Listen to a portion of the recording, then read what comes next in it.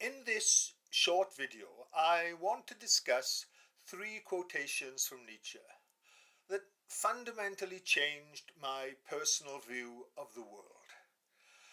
You can find the first in his notes on nihilism in Will to Power, section 17. Now, that quotation is, "What convinces us is not necessarily true, it is merely convincing." A note for asses. This is Nietzsche's way of echoing Socrates' notion. All that I know is that I know nothing. Like Socrates, Nietzsche is saying you must distrust any claim of certainty. Every analysis is a personal opinion.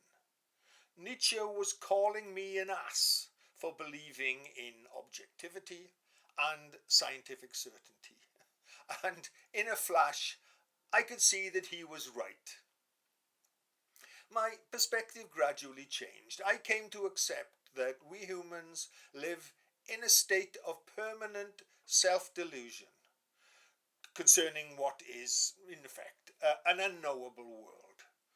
But why is that? Because the brain does not construct explanations, rather plausible descriptions, convincing descriptions, as Nietzsche says in section 112 of The Gay Science. We call it explanation, but it is description which distinguishes us from earlier stages of knowledge and science. We describe better, we explain just as little as any who came before us.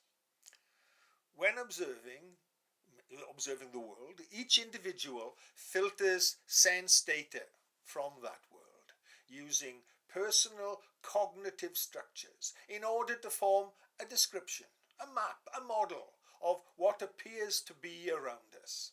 Although that map can only be a pale descriptive shadow of each and everything that appears to be out there, not that thing itself.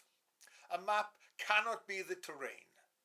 However, such filtered descriptions do enable us to create a notion of risk, of hazard and opportunity, and to impose it on what is sensed to be out there, and thereby we can make rational choices, decisions. Rather than stumbling around in a permanent haze, we now operate within the confines of a convincing description of our surroundings. Subsequent decisions often prove successful, and if not, we change the descriptions until they appear to work. A lifetime of updating our descriptors improves the success rate. So clearly there is a utility in being tricked, in being convinced in this way. And that utility reinforces the belief in the veracity of our descriptions and convinces us that what we observe is the truth. In that we are wrong. Hence my Nietzsche's third quotation found in section 4 of part 1 of Beyond Good and Evil. The falseness of a judgment is to us not necessarily an objection to a judgment. The question is to what extent it is life-enhancing, life-preserving, species-preserving, perhaps even species-breeding. And our fundamental tendency is to assert that the falsest judgments, to which synthetic a priori judgments belong, are the most indispensable to us. That without granting as true the fictions of logic, without measuring reality against the purely invented world of the unconditional and self-identical, without a continual falsification of the world by means of numbers, mankind could not live. That to renounce false judgments would be to renounce life, would be to deny life.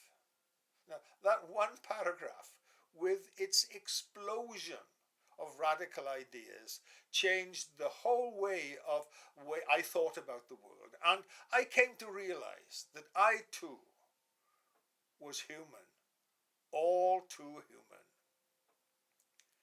Thank you.